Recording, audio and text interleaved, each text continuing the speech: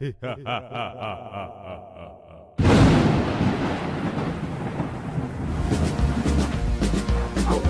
and witches and things that go bump in the night.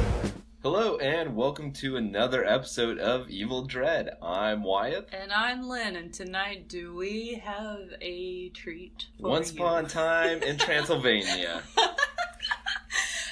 So tonight was my pick, and I decided that we should watch this movie called Sundown, the Vampire in Retreat. Which sounds like a very serious title. Yeah, pretty much. It was made in 1989. I think Anthony Hickox was the director.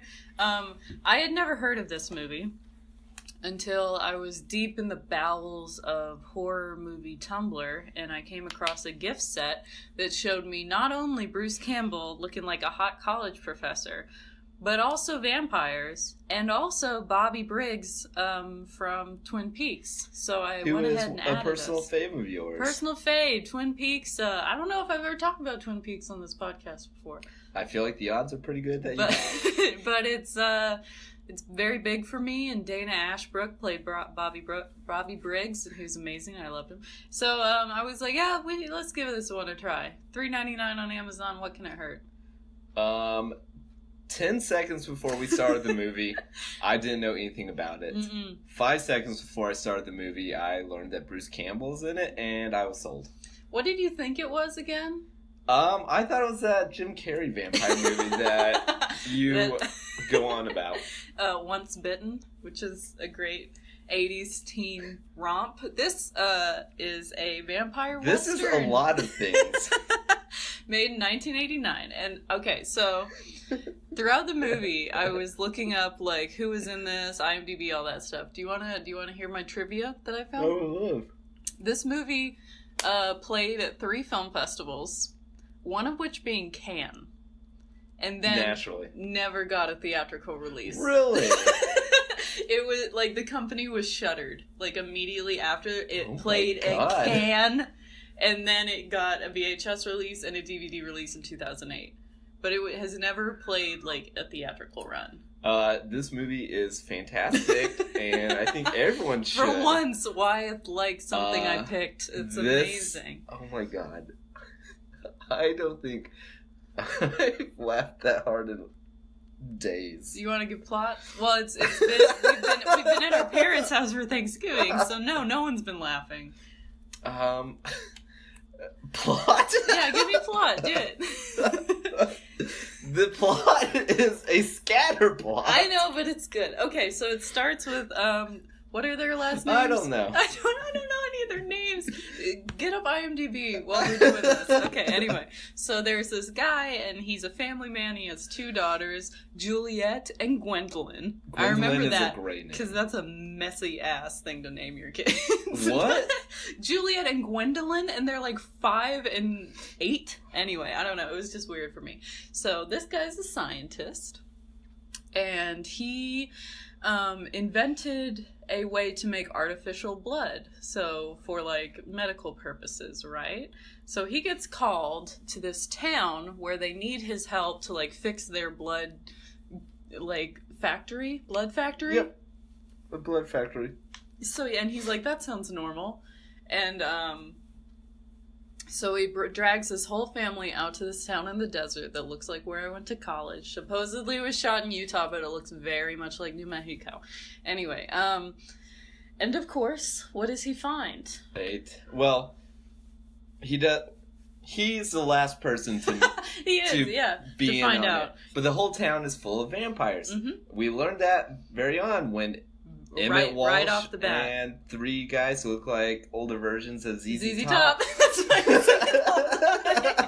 So 3 of the ZZ Tops are sitting with huge sunglasses and swinging on a swing outside a gas station. That's the opening shot. 3 old men with giant beards, all in denim overalls. One of which, Wyatt is like, that's a fake beard. He totally had a fake beard.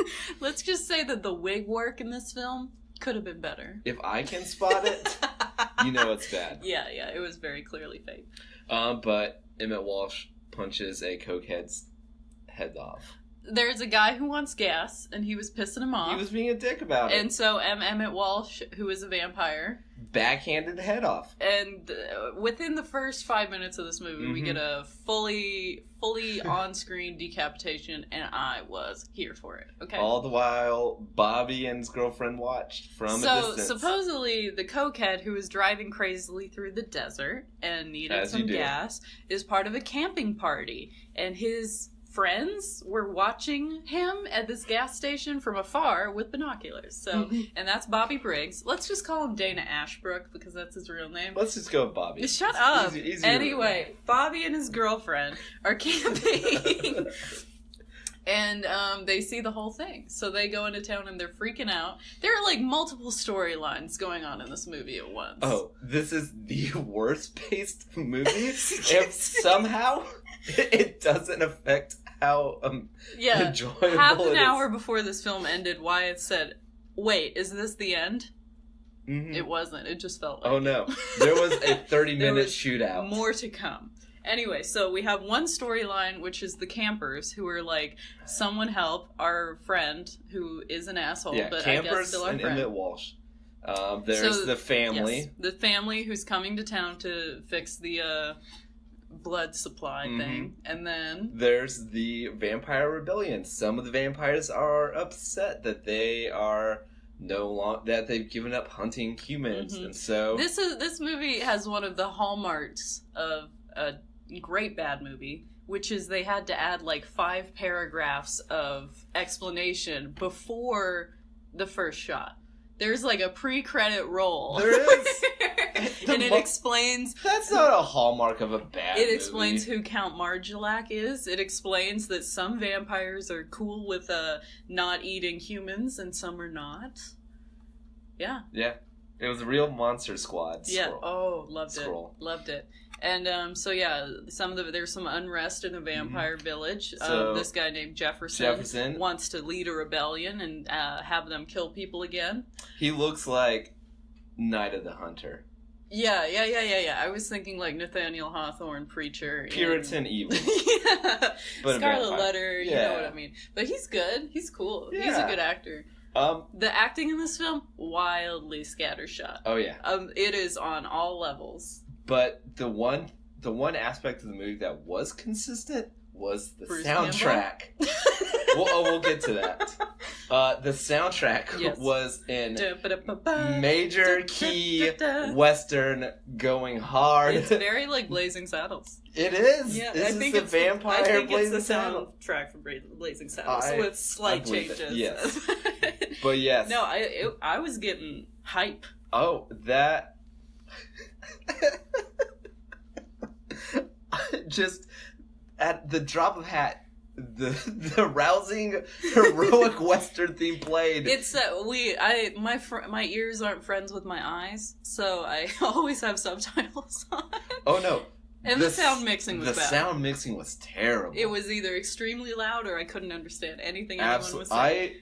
I was in the same boat. But it would say on the subtitles, *** heroic Western music. But yes, can we talk about? We can talk about the Bruce. Go ahead. He is I'm a overwhelmed. delight. Yep. He looks so young. Oh my god. He looks like this was between ED2 and Army of Darkness. Oh. So this was like shot in 88. Thank you for bringing out the Bruce timeline. Yeah. Pre-Burn Notice. He does look older than that. Very much so. Yes. He looks like a very atypical college English professor. Oh, I love him. He tweed looks jacket, so good. Mustache. He has a mustache. Round spectacles. Round wire-rimmed glasses. A bow tie that is never done correctly. No. Sweater vest.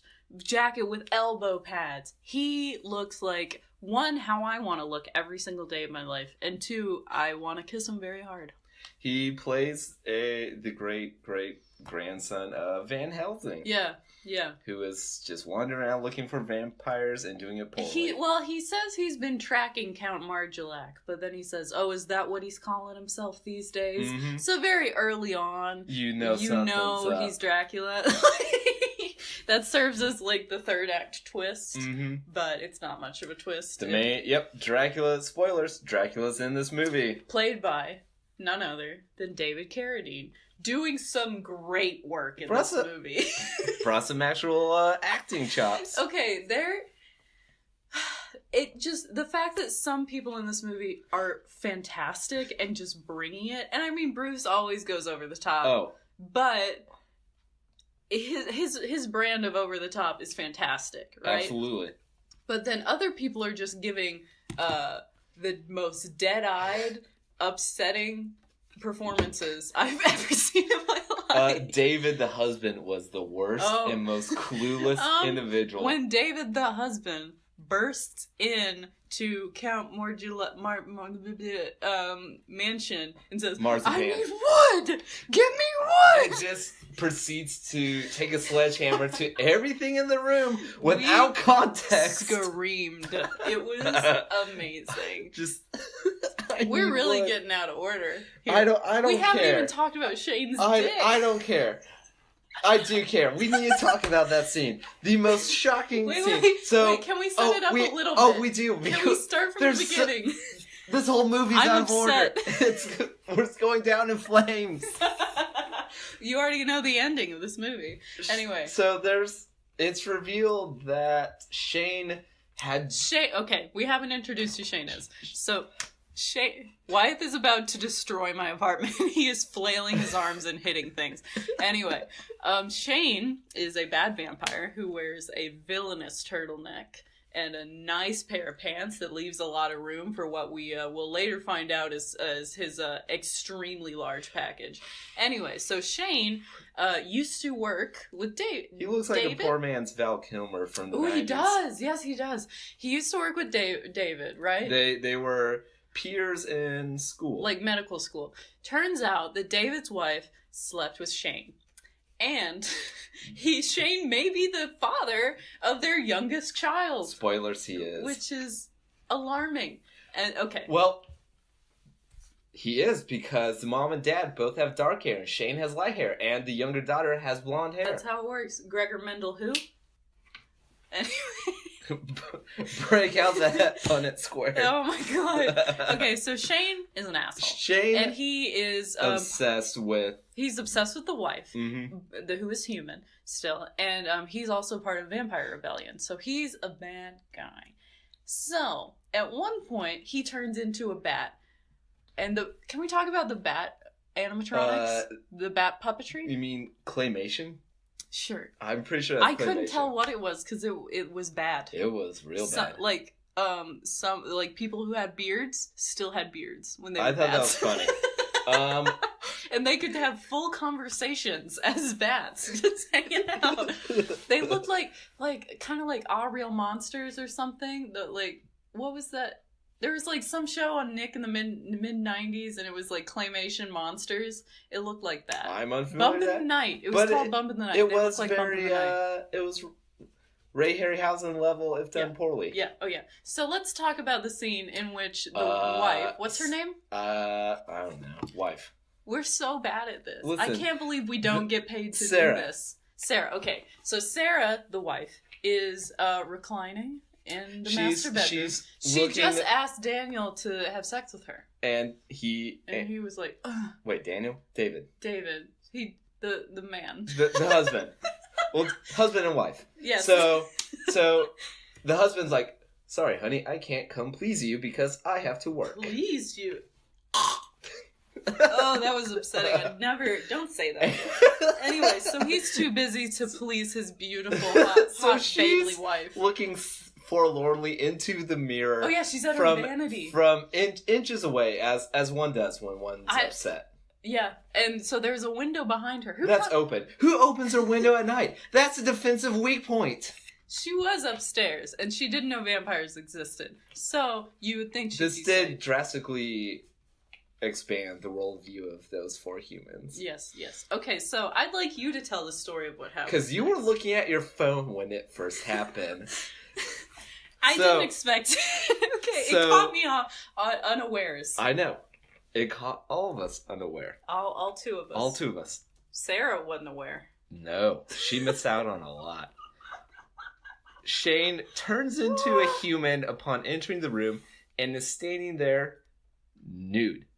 Okay, like curtains blowing, wind on his back, in like lightning. A real romance paperback Gothic, cover. Yeah, Fabio. However, his dick is a prosthetic.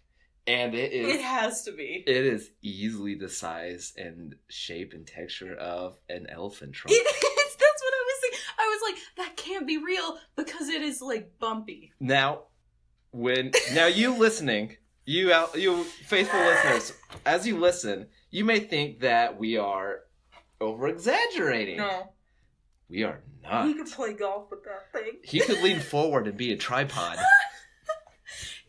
Michael Fassbender who? Shane who? Oh my god.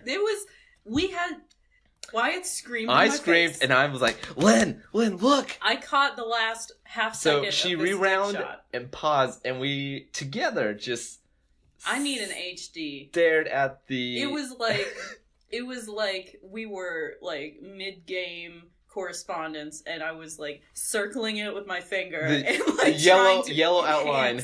Enhance. Zoom and enhance. What is this? That is not a man's penis. And it's more disturbing because it isn't. It's an uncanny valley of penis.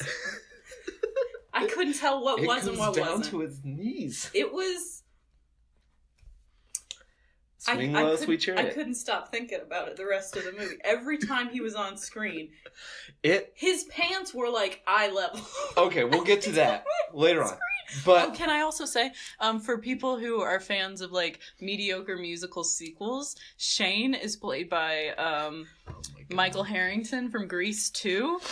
Who was kind of a big deal back then because he was in Grease 2 and then he fell off the radar and he's doing Sundown the Vampire in Retreat and wearing prosthetic penises. Okay, so that scene... She can't see him. She can't see him because reflection. He's behind her and he doesn't have a reflection. He turns back into a bat. There's a lot of Batman going back and forth. That's the original Batman. Just a bat who becomes a man really quickly. Bat penis. So... When he's a bat, he has a peen, too. Oh, it's still there. On full display. Notable. And we get the line, Shane tries... Deliver it, baby. Shane is interrupted and is scared away by the children. While he's a bat. He is a bat. And then he briefly turns into a human. So the kids can see him. The kids see Shane on top of Mommy. But Mommy, I don't know. She's looking away, and then he turns back into a bat, and he's crawling towards her. I don't know. Everything's unclear. Listen, the mom is screaming, and of course the husband is downstairs with headphones on. Naturally. So he can't hear anything. So he waltzes in after Shane the bat with a giant penis, leaves, and the kids are traumatized, and he's lackadaisically smoking a cigarette as if he just had sex. He's like, what's up? What's going on? What's going on? Rest of my family that are screaming in terror. Yeah. And...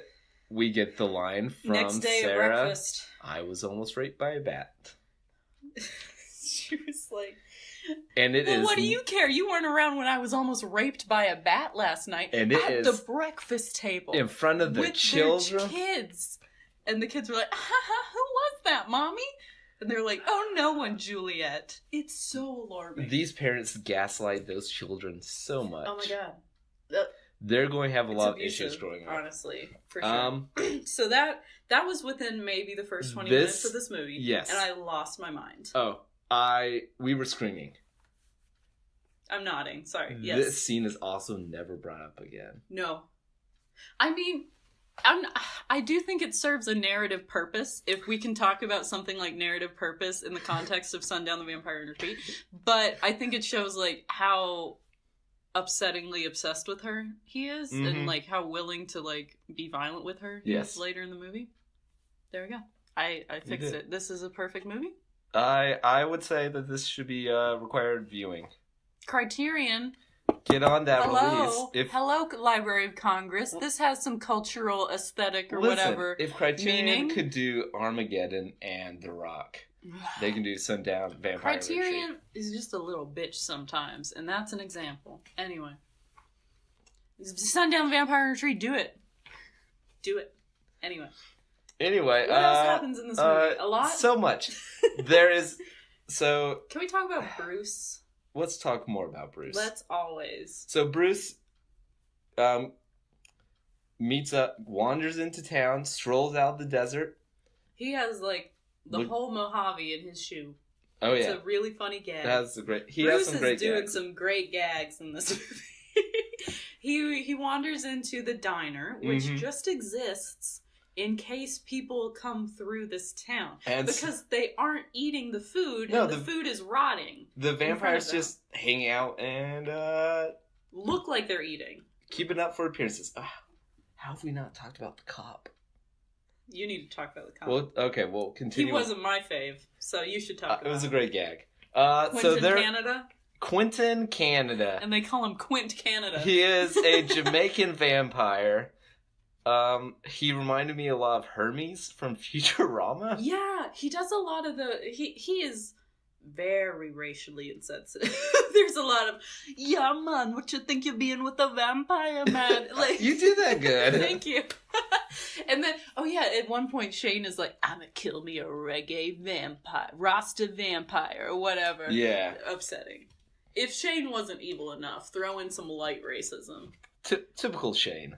Typical Shane. Typical Michael Harrington from Grease, too. Yeah.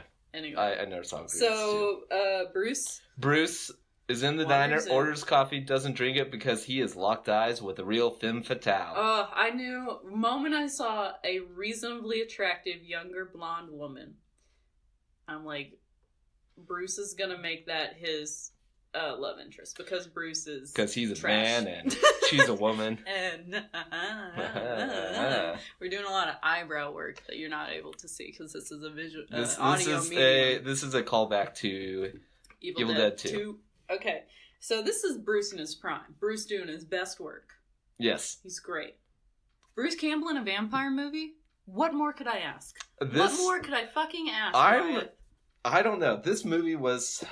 Going into it, I knew this was a vampire movie. It's your pick. I was expecting something like... Why? Because it's called Sundown, the Vampire in Retreat? It does give it away right there in the title.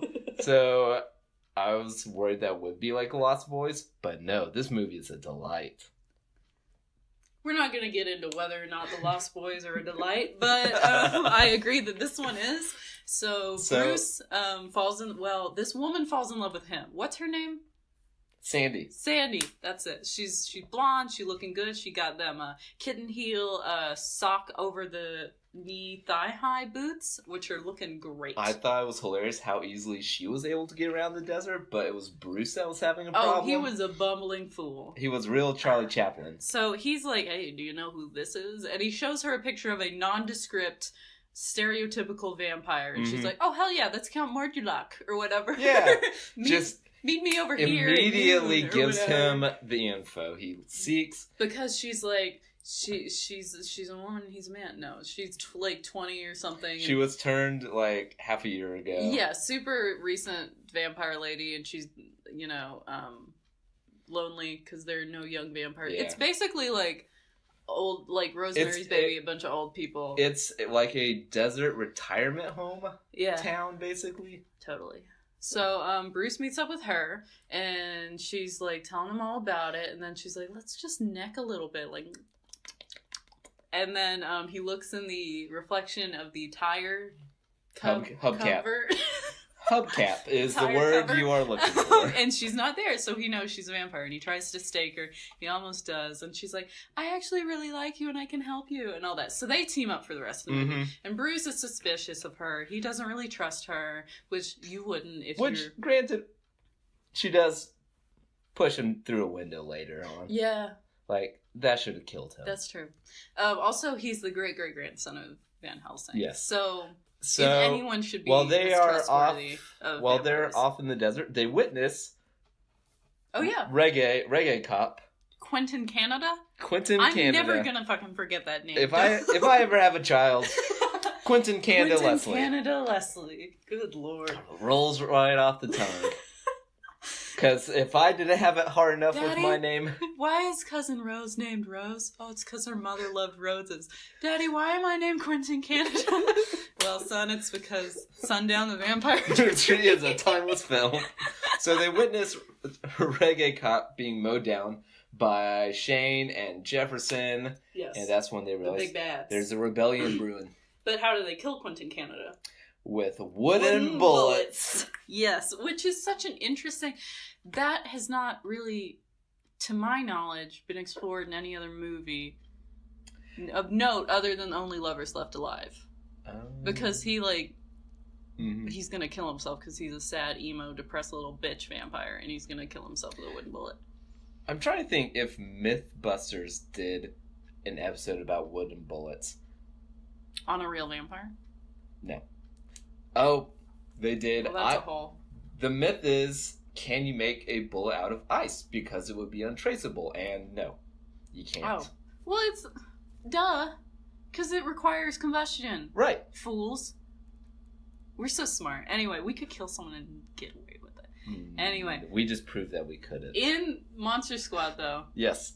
Those are silver bullets because Rudy like forges silver bullets. Yeah. And that's like one of my favorite gags in that movie. But yeah, I like seeing the wooden bullets. It's fun. I don't know who did it, but one of my favorite little comic gags is a guy shoots the creature from Black Lagoon and the creature pulls the bullet out. It's like, is this a silver bullet? And the guy's like, it's still a bullet. And the monster dies. Okay. Yeah, do you know like the history of the silver bullet thing? I don't. It's supposedly... Isn't silver like supposed to be believed to be like a pure metal? Well, the version that I've heard is that Judas sold Jesus out to the Romans for so many pieces of silver. So, in turn, God has like anointed this metal as like ridding evil. Like evil would be vulnerable to silver because of its biblical significance. I could see that. I don't know. I really like that version of it. I do too. Anyway, back to this movie. Digression.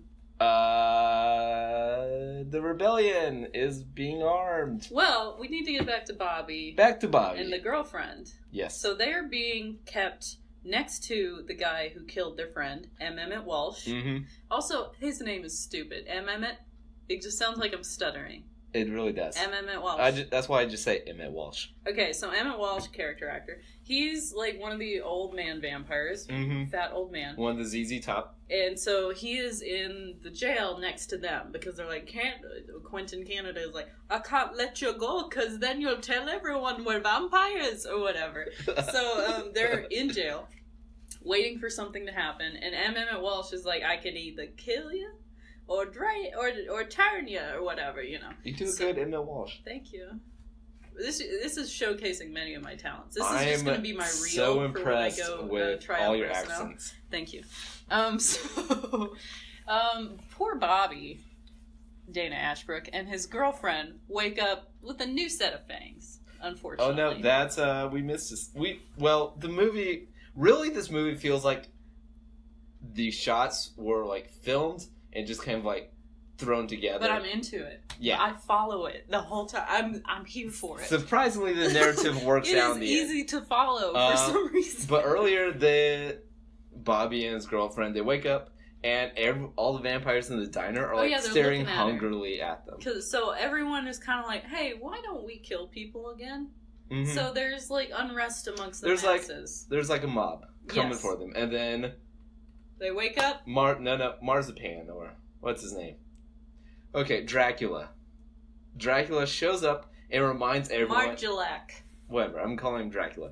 Dracula shows up and reminds everyone why they gave up killing people in the first place. That was great. That was a great scene. This is because, like, hey, you were eating children. You were eating winos and living in a sewer. He's like, I can give you a better life. We weren't meant for this. And it's so interesting because Margulac / Dracula, his whole thing is trying to find penance in the eyes of God. Mm-hmm. It's so weirdly, like, heavy on the religious aspect, which I love it. That's a surprisingly interesting vampire theme. I know. And he's like, we're only going to find forgiveness if we live amongst people. Mm-hmm. We're not... They're like, oh, we're vampires, we kill, that's what we do. And he's like, you know who else is a parasite? Fleas and tapeworms and all of this, and we're not special, so just, you know. And it's a really, really cool... So Dracula is like hero. Great guy. Yeah. Solid dude. Surprisingly Played by David interesting Carradine. Dracula. I loved him. The vampire mythology in this kind of reminded me of another vampire mythology that I've always found interesting. Have you heard of the Witcher series? Yeah, I've heard of it. Okay. I don't play video games. Well, it's also way before it was video games. It's a book series. Okay. And I've never read the books. I've always wanted to. But in the games, background. It's like set in like fantasy Poland, fantasy medieval Poland. Okay. You mean Poland? What? I don't know. I tried to make a joke. It didn't let it. Go ahead. Okay. And so like some ancient event where like the planets aligned opened up all these portals and monsters came into our world. Hell yeah. And along from a higher dimension came vampires, and they wound up stuck in medieval Poland. And so during one of the part of the campaign, you find these notes. You wind up in like a vampire stronghold that's been abandoned. Sweet. And you find all these notes about how vampires are arguing among themselves to interact with humans. Mm-hmm. Some vampires argue that they should just like imprison humans and just forcefully take their blood. But some other vampires are like, why not have consent? Mm-hmm. Like, have someone give us their blood and we can, in turn protect the people. Yeah. And it's this really interesting like vampire politics that isn't like done in the style of Underworld. Mm-hmm. The vampires in this movie are not all villains, which I love. I like so that cool. too. There's like a really chill faction of vampires that are like definitely on the side And of they the good weren't guys. overly dramatic. No. This isn't Interview with Vampire dramatic. I love Interview with the Vampire. I agree, however. It's different. I'm not saying dramatic vampires are bad because I love them, but I love Only Lovers Left Alive, and they're they're so dramatic. schmooty. Oh my god. They have like seasonal depressive disorder. Yeah. Anyway, okay. So my thing about vampire movies like Daybreakers with Ethan Hawke. I love Daybreakers. Okay. That don't make sense though. That's the whole premise of, we're gonna enslave the human race and then just drink from them. You're gonna run out of your food source at some point. That's the thing. Well, it's a perfect metaphor for gas consumption. Nah. That's what Daybreakers is about. I never saw Daybreakers. I saw the trailer. Oh my! And I was like, that don't make sense. They would all die. No, I'm just saying that's the thing that people return to in vampire movies. They're like, we're just gonna like kill all humans. I'm like, bro, that's your food source. Well, that's the whole problem in Daybreakers because they are running out of people. Okay. And there's a line in Buffy where the Angel is like, I'm gonna destroy the world, and Spike is like, I kind of like this world. People walking around like Happy Meals on legs. Hell yeah, I'm not gonna get rid of that. And that's what I think the whole time. Like, what are you gonna eat? But anyway, so what happens next? Where were we? Oh, this is when you thought it was over. Oh, okay. So Marjulac and Dracula reveals himself, or no, it doesn't reveal way himself. Earlier. He has everyone in his house. He takes the kids. He takes the kids. Bruce crashes through it, gets pushed through like a second story stained glass window and should have died. So they all kind of meet up in Marjulac's all the good house. guys, yes. And so Bruce is like, hey, what's up? I'm gonna kill you because this is my family legacy or whatever. But he doesn't reveal. He's like, oh, that's what you're calling yourself now? And let's change your name. But they don't reveal. But we know because we're smart. We know. So they kind of are explaining to everyone the human family, and they're like not having it. Mm-hmm. The little girl, Juliet, is obsessed with vampires, and I loved her. She was great. She was a terrible actress. Oh. But yes. Loved that she not a Jacob Tremblay. No Jacob Tremblay here. No. She was no Jack Dylan Grazer from It. She was no Finn Wolfhard or Millie Bobby Brown. But thank goodness this was not a Book of Trevorrow. Book of Trevorrow. That's what I'll call it. Book of Henry? Yeah. Okay. The Book of Trevorrow. Anyway, okay, so here today, gone Trevorrow. Oh, Jesus Christ. They're explaining everything, and the dad from the human family is like, I choose not to believe this, even though everything he saw. Oh God, it's so stupid. But bad dad TM. David Carradine, Margulac or whatever, is like, oh look, a vampire in love with a human, pointing to Sandy and Bruce, and he was like, what's more assimilationist than that? I had to think of that word. But so it's a really cool scene where everyone's kind of getting on the same page and everything. So while they're talking... for those of you who don't know who David Carradine is, because I don't think that's a household name, he is Bill from Kill Bill. Yeah.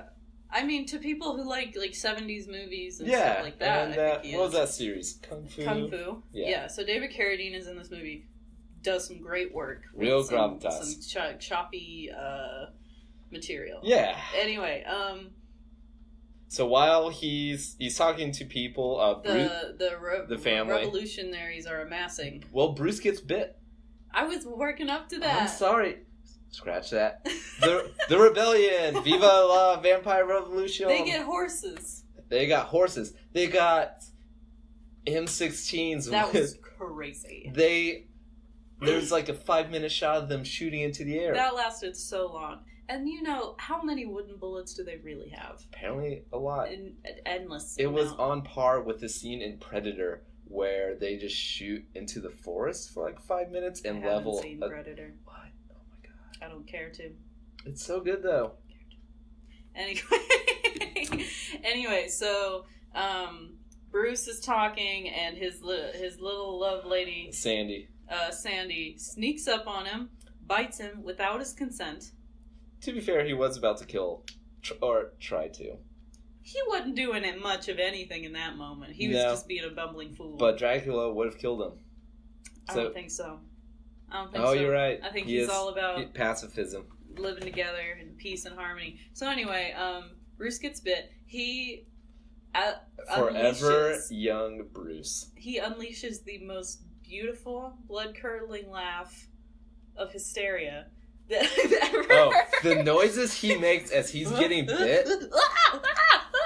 It was amazing. That was a poor facsimile on my part of what happened. Thank you. No, I could never do it justice. You went through a range of emotions hearing his sexual reaction to being bit. He went through it because it was from shock to anger to fear to I'm into this to hysterical laughter to I'll go with it. You know? He really accepted it at the end. I mean, what can you do when it's in the moment? Truly. Okay. So this is my thing. This is how you do turning right. Okay? I have very strong opinions. You know this. I told you I was going to get into this when we did the pod. This is your... Vampires are your major soapbox. Yes. Alright, so, here's the thing.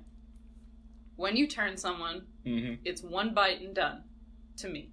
Okay? You can drain someone and then kill them. But if you leave a little bit, one and done. If you bite them and you don't kill them, they turn into a vampire. To me.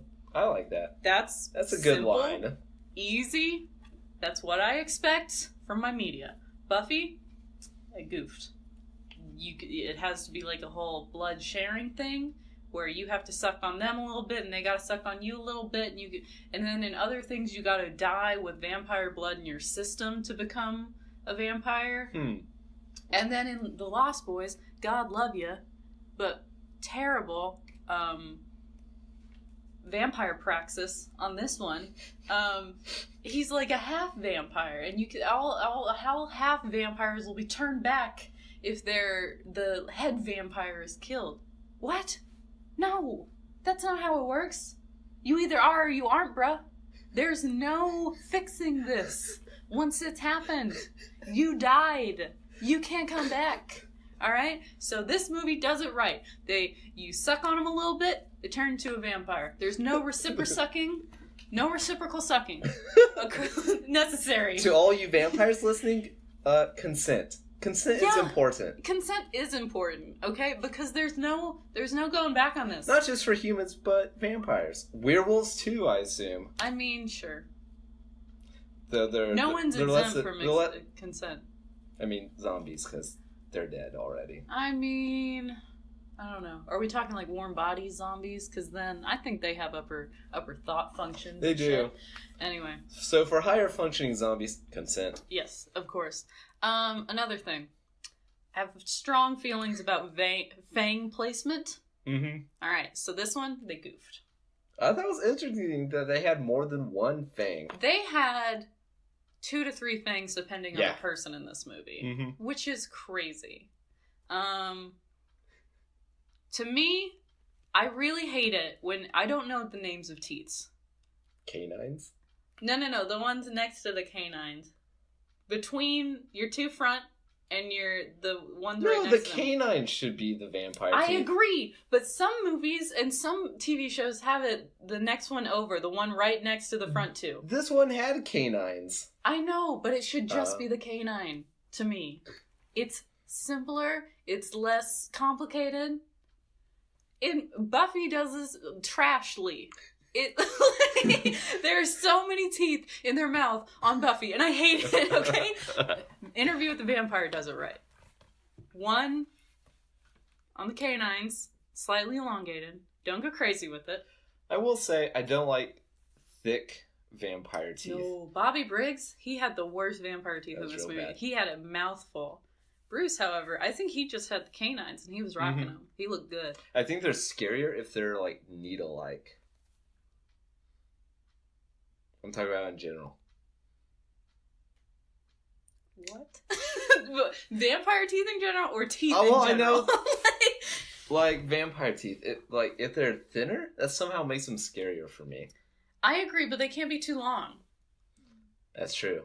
Then it's at some point, it's just a walrus. Yeah, exactly. Like, it has to be, like, a nice, elegant pair of fangs. You know what I mean? Mm-hmm. I don't like the ones on the bottom, either. I see. On the bottom? Bottom. I've never seen that. Some people do, like, there are canines on the bottom, right? I wish you all could see Lynn giving myself a dental exam. Giving me just an oral history of her mouth. She is pointing to all her teeth and indicating which one should be a fang or not. I am very opinionated about this. So basically, Sundown the Vampire Retreat, it got the turning correct. Mm-hmm. Teeth. Hit or miss. Lot to be desired on that one. Bruce had some good ones, though, from what I could see. We didn't get a close-up, but it looked like he just had the canines, and they were simple and elegant and beautiful. So back to the movie. Mm-hmm. The final 30 minutes is Can we talk about when Bruce wakes up? Yes. Because I love All right, put it on pause once more. So Bruce wakes up from being turned, feels his neck, and then, like, this was so cool. I loved this. So he had a cross necklace, and it immediately begins to sizzle. It was burning his stomach because he didn't expect. Mm-hmm. He got surprised. And then he's like, for real? For real? And he's like checking his mouth and stuff like that. I love the fact that Sandy was reading a newspaper next to him and just like waiting on him to wake up, and she just kind of lovingly like looks over her newspaper, just oh, I'm here for you. And she's like, welcome to the other side. And he's like, I'm not a fan of this at all. But so the vampire hunter in this movie turns into a vampire. What is twist? He's still cute, and he's still so like, oh, I love Vampire Bruce as a professor. That's my favorite thing. I think it's your newfound aesthetic leveled up. Oh, honey. Yeah. That's another thing. I'm going One more thing. I'm sorry. That was one thing in Buffy that I always expected to happen. I don't know why I thought this, but I went into that series thinking that at some point she becomes a vampire. And it never happened. But wouldn't that be interesting? That would. I'm kind of surprised. Like, one episode, she became a vampire. Okay, there was one episode where she, like, it was called Nightmares, and that was, like, her nightmare, or whatever. But, come on, explore that. Well, that maybe... would be so good. Maybe we'll get a reboot. Don't you say that. Don't curse your name. Don't you put that evil on me. Some MTV execs just made a phone call. Oh my god. Listening to this. Anyway, well, if we can write it, maybe. I'd be okay It's with called that. The Spike Show. But anyway, let's get back to Sundown the Vampire. Is it going to be on Spike TV? If not for the laws of this land, I would slaughter you. Oh my god. I'll so kill you myself. the final 30 minutes of this movie is a Western shootout. Oh, it's so good. So much ammunition. We see French vampires leading a I charge. loved the French vampire. There was like a United Colors of Benetton in that vampire lab. There was a Frenchman. There was a British man. There was a Spaniard. Mm-hmm. Okay, can we talk about one, the blood substitute, the true blood, if you will. It looked like tapioca. Like, it looked like eggnog to me. It was really gross, like, and it beige. had chunks. It was chunky. But my favorite part was the straws. Yes. They had pronged straws. They looked like little football goals. And one fang each got a straw. I thought that was very clever. Loved it. That was a beautiful, beautiful detail. Shootout. There's not much to say. It goes on for 30 minutes. It's really long. It's so enthralling as well. I was Shane constantly people on edge. Vampires on horses. Ooh, that was great. So it's basically good vampires plus the human family against bad vampires. Heroic theme going for 30 minutes. It's just constant. Loved it. Some notable people die. Oh yeah, that one lady. The old German. There's an old German couple. She has this old German vampire has. It looked like feathers. No. It looks like if you took the hat from the Women's March, the pink hat, and put it sideways. Put it sideways and covered it in like purple scales. I think it was feathers. No, it was scales, and then there was like feathers lining it. I hated that hat. She had the worst hat ever. But she had. I have not seen Breaking Dawn Part 2, but I've listened to the I've listened to the How Did This Get Made episode about it a lot, and at one point, it's Jason Paul and Doug Benson, 3 adult grown-ass men talking about the Twilight finale movie, and it is so entertaining. But at one point, Jason is like, I wanted more of this guy. That guy, he fell over and died, and he went, at last. And that's what she does in this movie. She did. So I thought about it. She gets shot, and she's like, at last. And then dies. I found that kind of sad. I know, but it like brought me back to Breaking Dawn Part 2. So that's why you were laughing at the surprisingly sad moment I was for a Western comedy vampire movie. In my head, Jason Mantzoukas was going, at last. Oh my god. Also, when these vampires die, they don't dust. Their fangs just shrivel. Their fangs shrivel up and they're dead bodies. Mm-hmm. What? They should disintegrate into dust, bro. This podcast should be just Return to dust. Lynn's hard rules for vampires. I have some hard lines. So what you say is what you're telling me is what you should say to these vampires is then perish. Yeah. I hate you so much. No one knows our inside jokes. Anyway, our listeners in South Korea are gonna... Anyway, okay. Who knows where that meme could have originated from? So a great, awesome shootout. Let's go to the part with Shane. Yes.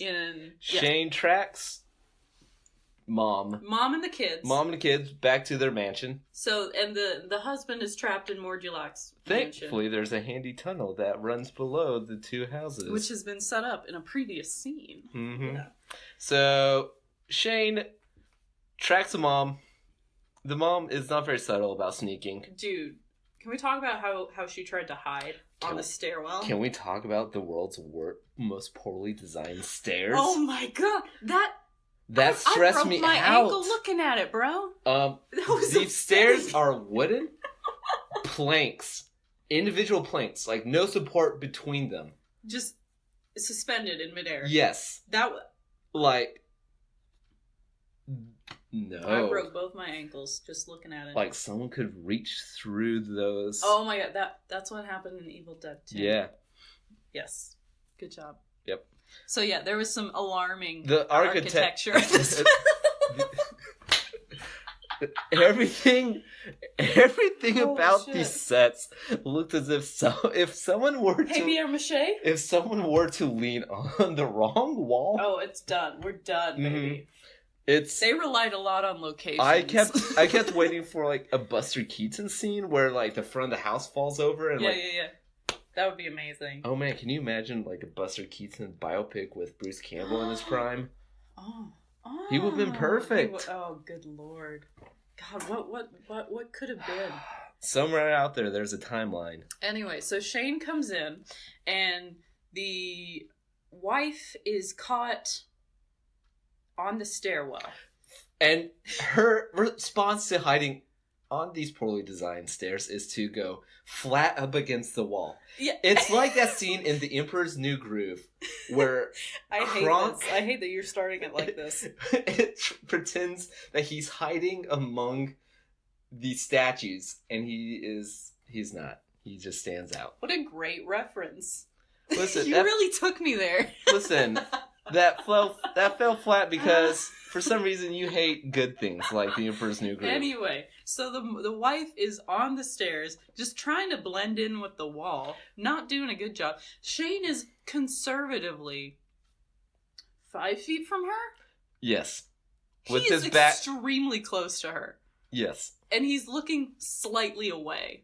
In the same shot, they are both kind of looking at us. Speaking of shots, there are multiple shots in this film where severely the camera is out of focus, like scenes where characters are talking to each other. And it's blurry. And I'm just like, oh my God. In the middle of a fight scene. Yes. There was a huge blurry shot that just lingered for a while. When David is like chopping up wood, it was blurry. Yeah.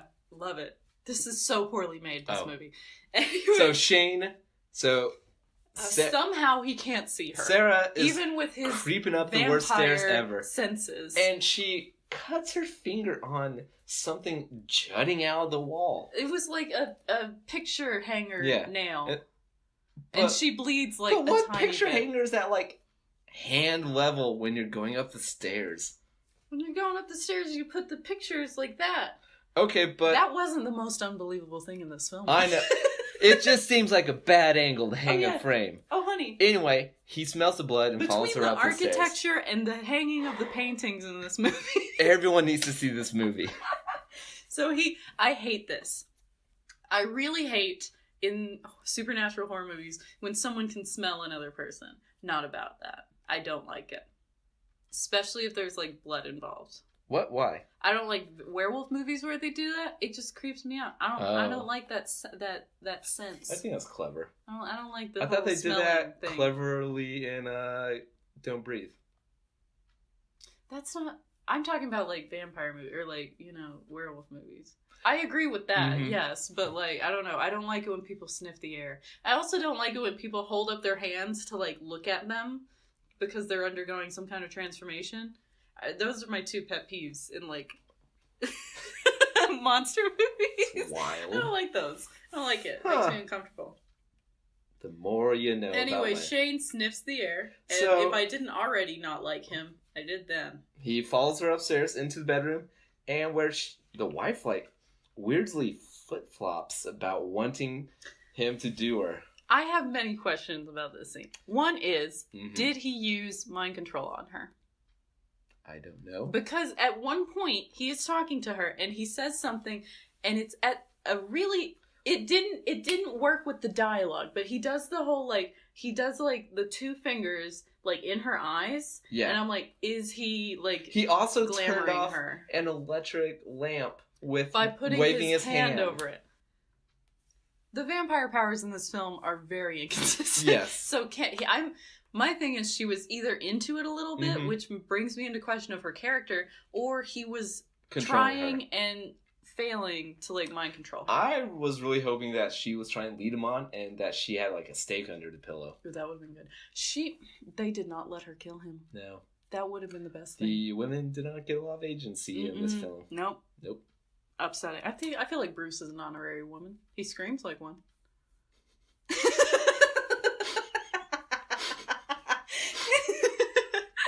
One of my favorite, like, on the commentary on Evil Dead 2 is he was like, I remember this scene. Sam went up to me and said, scream like a woman. And I did. Is it the scene where, in the basement? Yes. Yep. Yes. She pops out. And Someone's at my fruit cellar. That's Anyway. a good one. So anyway, so the husband shows up and shoots. Gets into a fight with Shane. Shane almost kills him. Oh my god, we forgot to mention about how Shane claims his child earlier in the movie. Yeah, so Shane says that Juliet is his kid. No, we talked about that. Yeah, but Shane also hits that kid with his crotch to claim her. There was a lot of crotch level acting from the camera is fixated on Shane's crotch, As and am at one I. point, Shane. It was just giving us what we wanted to see because we were all very curious after that nude scene. At one point, Shane sidesteps around the babies. around the youngest daughter and hits her with slaps her with that dong. This is my child. Can we talk about his accent? Yes. It's let's talk about that first and then I have another thing. Yes. Well, Shane spends most of the movie monologuing with a very bad his voice French. It's like if Gaston. It's like he's trying to be Gaston. He's Yeah. putting on this extremely deep fake voice, Mhm. which makes me think it may have been ADR'd because sometimes it didn't match. I feel like they might have overdubbed his lines with someone else. How did this not win Cannes? How did it go to Cannes? Is my question. They're like, Bruce Campbell, oh, we gotta let it in. He's a darling of the indie circuit. It's true. So his voice, upsetting. Yes. It was one of those it sounded like, kind of like Kermit but super deep where people are swallowing their tongue. It was Muppety. Like that. What? Like that. Okay. Anyway, so his voice is upsetting. What else was I gonna say about him? Oh no. Shit. His outfits. No. His mannerisms. Keep talking. Give me time. So Give me anyway, time to so talk. the husband bursts in on Shane on top of his wife, shoots him. Of course, he doesn't double tap, and Shane's like, He doesn't know where a heart is. You should have gone for the heart. And Shane gets holy water poured on him. I really thought the holy water was going to burn his head off. Me too. It was burn very through his neck. Kool-Aid-esque. It was very watery, transparent blood. Yes, I have a lot of opinions about blood as well. I believe that. Mm-hmm. And so finally, David shoots the heart. Yeah, so And then- Shane dies. And so together they run back through the tunnel to the other side. Yeah. And there's a good old standoff, a This shootout. was so good. I love David this. Carradine, Dracula is facing off with Jefferson. Well, this is when he reveals he's Dracula. Mhm. So they're like, Jefferson. Okay, so the bad guys are winning. They Yes. have all the guns because they took Sandy hostage. Shelley's from Twin Peaks. I know what I was going to say. I am proud that we saw no tits in this movie, but we saw a giant, upsetting prosthetic dong. Finally, It's about equality. equality. Okay. And I forgot that, and I really worked hard to remember it. Nothing But it's says about equality like a prosthetic penis. Yeah, for real. Watch The Overnight. It's a good movie. 2 prosthetic penises. I have been wanting to see it overnight. Anyway, so they take Sandy hostage, and so knowing that they're outgunned, Mm-hmm. David Carradine, Morgulok, lame name, terrible name. Awful. He could have done Marzipan. better. Shut up. He's like, Jefferson, you always said that we were the same age. Let's do it one-on-one. We always wanted to know who would win in a fight and everything. And the Western duel music.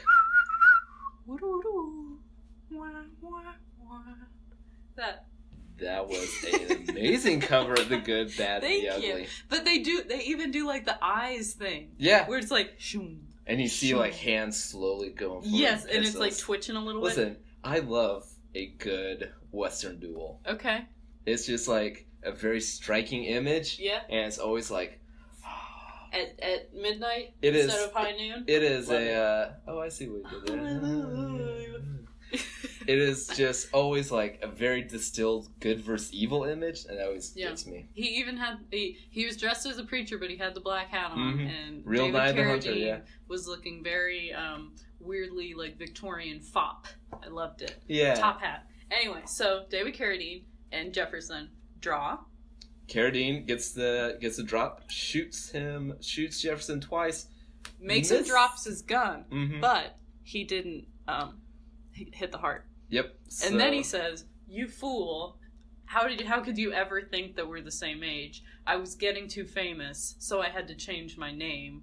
You've been bested by the best vampire who ever lived. I'm Count Dracula, motherfucker." And then like everyone loses their shit. That was Lynn's touch. And so as Dracula goes to finish Jefferson, the gun's empty. Yeah, that was.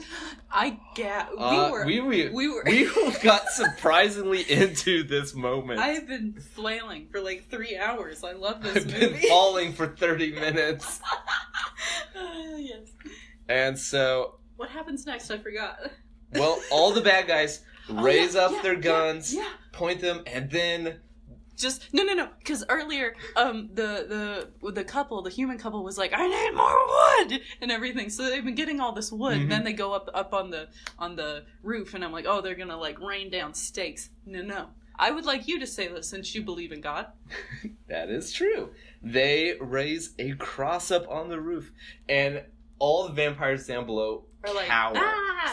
Even Bruce, my poor baby, And even then, Bobby and his girlfriend, who are new good vampires. and then half the vampires start catching fire, and then all Sizzling. the good vampires realize the cross is infecting them because they've been redeemed. Yes. And David Carradine, a tear slowly trickles down. He's like, "I've been redeemed." No, he's like, "We've all been forgiven." Yeah. So like all the good vampires are like Mhm. cool in the eyes of God now. And What a twist. that was a great moment. In the ice cream business, we call this a twist.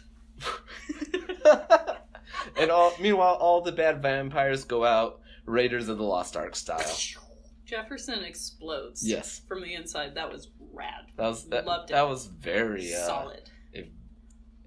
That was a larger explosion than I was expecting. Me too.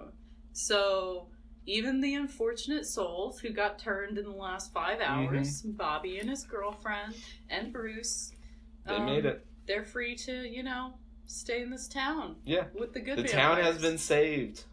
Yep, lovely. And the human family gets to go. And they drive off into the sunrise. And then credits. Yes. Best movie ever made? Easily. Second Citizen Kane. AFI Top 100. Oh. Leading the pack is Sundown the Vampire. Where has this been all my life? I cannot believe that. I know it's notable because I've heard of it, and I'm a dumbass, and if I heard of anything, it has to be pretty big, right? I feel like you do enough research into I mean, vampire movies. True. But I can't believe this didn't get a release. Yeah. And, I mean, in the 80s. Yeah, in like 89 or something. And then it was released on VHS in 1991. So it got, released. But I think it missed that window of, where during the 80s where everything was being released into theaters. Yeah. Because there's a lot of late 80s movies that didn't get theatrical releases. In my term paper for Jeff's class, I'm writing about a movie that didn't really get... What's it called? It's called Society. I know about Society, yeah. Oh, it's crazy. I don't want to see it. I'm just the man with the it's not for you. It got released in England? Yeah. And then nothing in America. Uh-huh. Interesting. Well, I feel like if this was in my video store growing up in the early 90s... prominent. Every single weekend. Come on. Obviously. That would have been the dream. Oh my God. I feel like it was probably a real standard in a lot of horror sections in VHS stores. How was this movie not on the Sci-Fi Channel growing up? Oh my God. This we found a hidden gem, Wyatt. We did. This is our version of Anti-Crocho.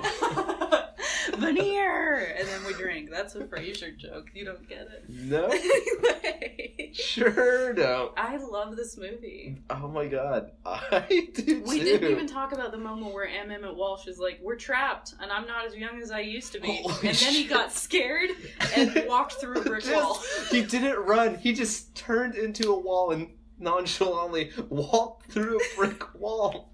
Also, there's a scene where a horse bursts through a glass wall storefront, and it takes a second too long. You know that horse got stuck a little bit.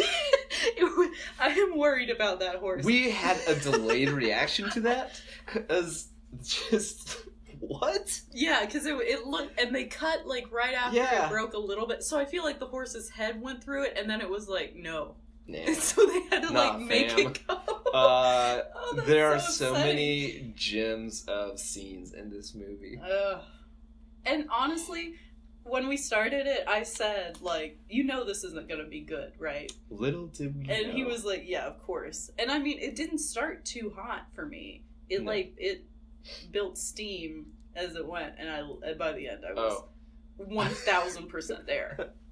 Why don't you own this as of now? Honey, I don't know. Like, I just spent $4 on it on Amazon. Well, come payday, Thursday, which can't get here soon enough. Oh my god, I'm depressingly broke. I'm clutching those pennies. We are poor grad students. Yeah, call your senator and say no to the tax bill. Anyway. Yes. But this is a great fucking good movie. So this director...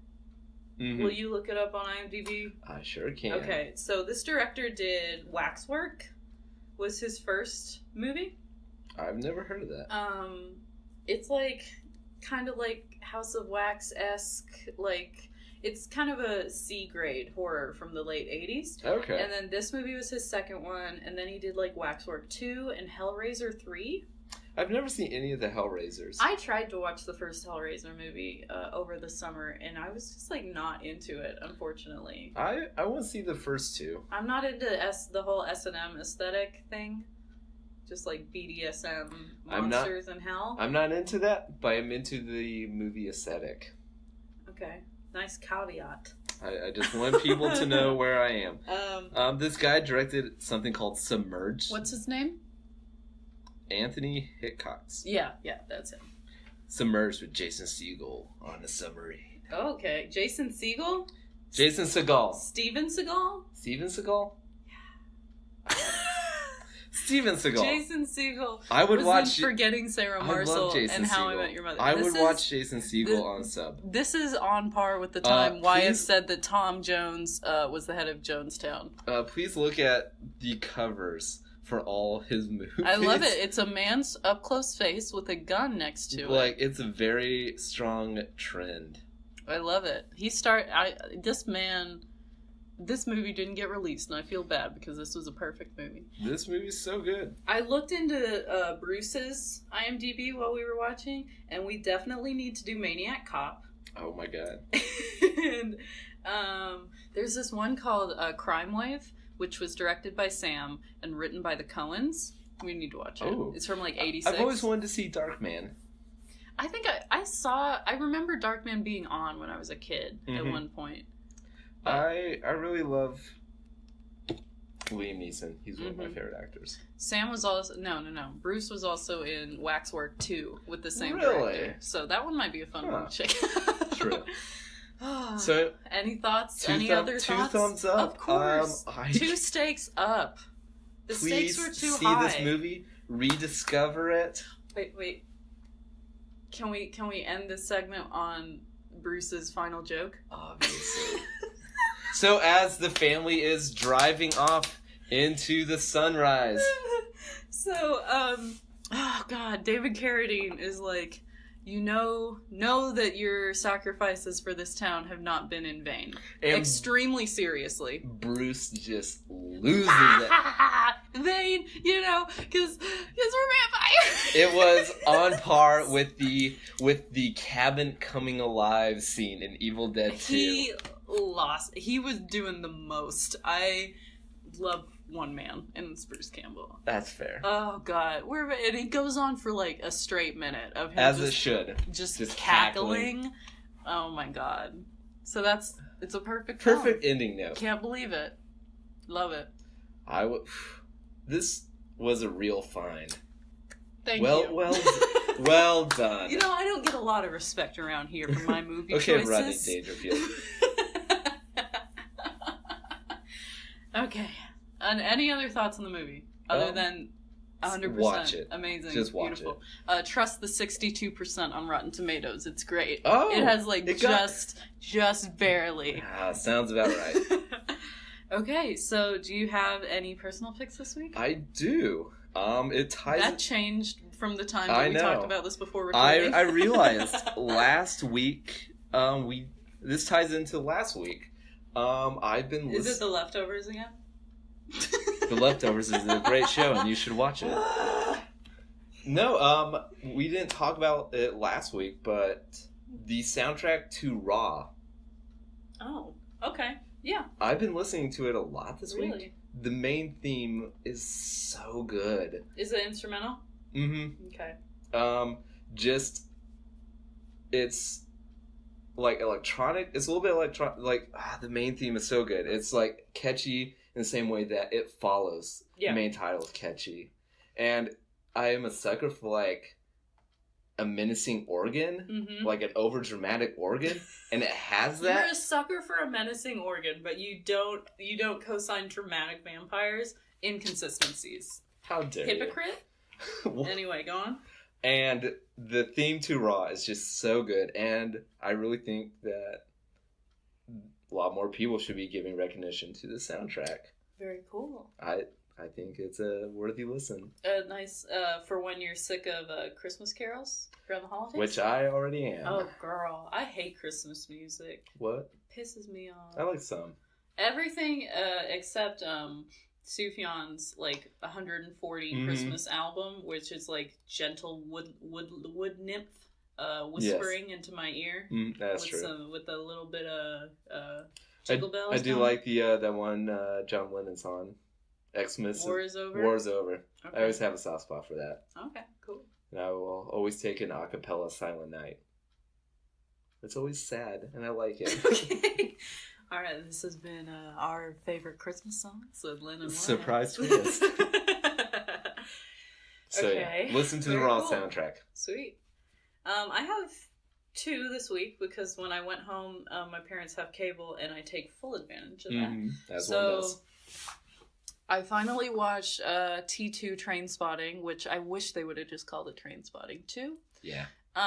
It's not on the same level as the first one, but I really enjoyed how it kind of caught up with it's all of the characters from the first one, except Tommy, of course, because he died of AIDS.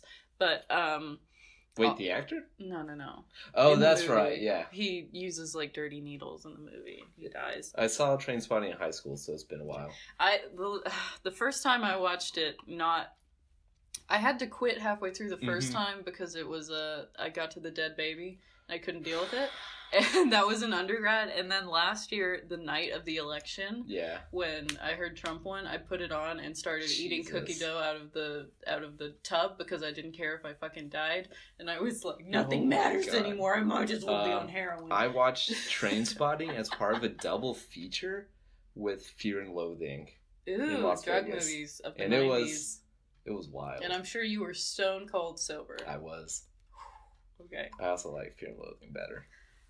So T2 picks up, like, in current day, and it shows all of these, like, live fast, die young nihilists. Like, Mhm. what if they made it to 46 or whatever? And it's actually, like, really good because they're having to come to terms with, like, things they did in the past and that their lives aren't what they wanted it to be, and they're really, like, if they have kids, they can't see their kids. And they're trying to get back to, like, their old ways and, like, run schemes and grifts and stuff, but it's just The not criminal working. of the group, the hardened one. Begbie? Who's the actor? Robert Carlyle. He terrifies me. Oh, he's so scary in both of those movies. Both these movies and 28 Weeks Later. Yeah. Robert Carlyle is hardcore. He- He breaks out of prison in T2. Oh my god. And so basically I've seen the trailer where he's screaming over the top of a toilet stall, and it's terrifying. Yeah. In the first Train Spotting, it ended by Renton, Ewan McGregor, stealing 12,000 pounds from Begbie and Sick Boy, and Sick Boy's my favorite because I love Johnny Lee Miller with his bleached hair, and he's super hot. But Oh wait, who's Spud? I hate Spud. Really? He's like the sweetest one in this movie. He gets back on heroin though, and it's Aw. depressing. So it's very much like the guys from your favorite 90s movie grown up and have to like deal with being Midlife failures and like whether or not they've done anything good with their lives and stuff like that. And there's this really heartbreaking scene where they go out where Tommy's buried in like the Scottish Highlands. Oh yeah, because they had that whole scene in the first movie. Yeah, where Tommy was the only one who liked. He's like, "It's fucking nature, you idiots," and they're like, "This isn't natural. We shouldn't be out here." But there's a moment in that where Sick Boy and Renton get really like in a huge argument, and Sick Boy is like, "You got Tommy hooked on smack. You were the first one who did that, and he's dead because of you," and all that. And Renton is like, "Well, you're the one who had a baby, and you were too out of your fucking mind to check on her, and now she's dead. She would be a grown woman with kids of her own now if you would have." And it's so sad, Jesus. but. And I mean, it still has the charm, and like it's as funny as the first one, but it's a nice little like retrospective on a movie that I really enjoy. enjoyed. Danny Boyle has really made a bad movie like the last decade. I didn't see Millions. I love Millions. Okay. I surprisingly liked Steve Jobs. I've heard a lot of good things. It was oddly great. Yeah. Weirdly. I wasn't huge on Slumdog Millionaire, but I love Slumdog. I liked 127 Hours. It's one of the few James Franco movies I can stand. I don't know. I feel like this wasn't like a needed movie, but it's a pleasant surprise to me, because it's like this is the inevitable ending to these people who have been so like in pop culture, so like lauded as wasn't the original nihilist title supposed heroes. to be Porno? It's based on an Irvine Welsh novel called Porno. So okay. Which is a sequel to his novel Trainspotting. Yeah. So it had a sequel in the source material and everything. So yeah, just check it out if you're into the first movie. It's really interesting and kind of shows how living hard will mess you up and kind of waste your life, I guess. Give you a it's an oddly moral movie, I guess. Give you a Grim Reaper looking over your shoulder always. Ugh, eek. Johnny Lee Miller's still hot, and now he has a bunch of tattoos, so win-win. Anyway. And my second one, I've been on a John Cassavetes kick. Wyeth knows this. I knew it. I knew this was coming. Okay. So I finally tracked down the movie that he won, or he was nominated. Anyway, he at least got nominated for Best Supporting Actor for The Dirty Dozen in '67. It's a classic film. I had never seen it, and I watched it. It's not something that's hard to track down. I couldn't find it anywhere without having to pay for it. What? And I went home and it was on TCM like Friday night. So it was That perfect. sounds like an average It was TCM Friday night. I don't have fucking cable and you know this. Also, I established that we're broke. So like, anyway, I watched it twice in the past 2 days. It's amazing. Such a great movie. John Cassavetes turns in like one of the best performances I've ever seen. Shooting Nazis is a 2017 movie. It was great. Yeah. It was so good. And I do not care for military movies, generally. I don't care for them. I think they're boring. So even like World War II movies? Name one. Schindler's List was okay. That wasn't really a war movie, though. Inglourious Bastards? That was okay. I was watching Dirty Dozen, and I was like, okay, Quentin. Yeah. You ripped it. Break out the red yard and draw a line. This is exactly what this is. But, I mean, I love a good team movie. I love a movie where it's a bunch of ne'er-do-well rogues who all have a certain skill set, who have to come together to have a plan. It's that Seven Samurai inspiration. I love The Magnificent Seven. I love Ocean's 11. I love a good team movie. The trope of like bunch of people come together. Yeah, and like if there's a recruiting montage, I am there. I want to know what Donald Sutherland did though. I love Donald Sutherland. I didn't know he was in it. He is a baby in this movie. Man. And it's so Cassavetes plays this guy. He's like the main of the 12 murderers. And he like killed an old man for like $10 or something in London. It was and he's like, do you want to make your life worth something and everything? He's super badass, and smokes cigarettes all the time. I love him. And that's a sign of a badass. Yeah. It's just a great movie. I love it. I had never seen it. Yeah, And it's it a was classic. so compelling and great. Charles Bronson was awesome in it. What? Have you seen this movie? I saw it as like a child. Okay, you shouldn't have seen it as a child. Listen, I was shown a lot of war movies I as a know. child. But Charles Bronson's in it. Lee Marvin is great in it. It's Ernest Borgnine. It's truly like maybe one of my faves now because I enjoyed it that much. Wow. There's a great training montage. There's a great moment where they hire a bunch of sex workers to like come over to like reward them for like you're about to go into war and all that, and they just like stare at each other across the room. And then John Cassavetes goes up to like the prettiest one. He's like, "You want to dance?" And she's like, "There's no music." And he's like, "Hum to yourself." Oh, I love it. So yeah, Dirty Dozen and T2 Train Spotting. That was my Thanksgiving weekend. That's quite a dynamic duo. Great. So yeah, those are my personal picks. Do you have anything else? That's it. We are about to enter December, which I'm exhausted even at the thought. the end of the semester is a out of control train. I'm barely hanging on. Same. But I am excited for our episodes coming up for December. We are going to be doing overviews of directors. Yes, so each week we're going to be doing a director. How that's going to work, Who knows? we will hash it out. Yeah, either you can watch a few of them and I can watch a few different ones, whatever. I think that'd be a good plan. But individually. But yeah, I think next week it's going to be Craven. This is your shining moment. Yes, so I'll have to figure out, because we've already talked about some of his stuff, so maybe we can find some of his sleepers, his less popular ones. I know Guillermo's one of them. Romero, Guillermo, and Stuart Gordon. Yes. Is our December lineup. Plus Craven. Yeah. So it's going to be some hot ones. I'm excited to do Stuart Gordon because you haven't seen any of his stuff. I haven't seen any of them. And Reanimator is top notch horror comedy. Guillermo is the episode I've been waiting for since the beginning of this podcast. We gotta do. Can we wait until the end of December so we can do Shape of Water? Obviously, that's how it's planned. Sweet. Okay. Awesome. All right. So exciting things coming up. Yes. You have a Get lot ready. to look forward to.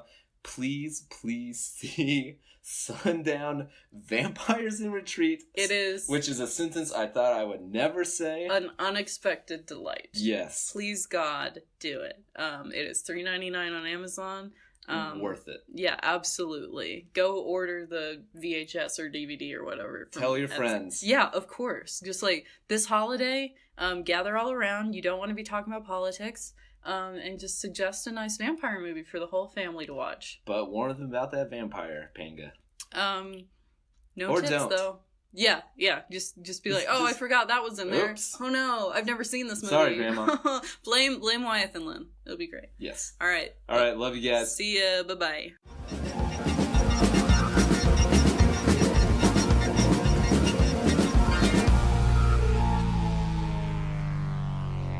Clearly behaved like a man demented, obsessed, utterly lost.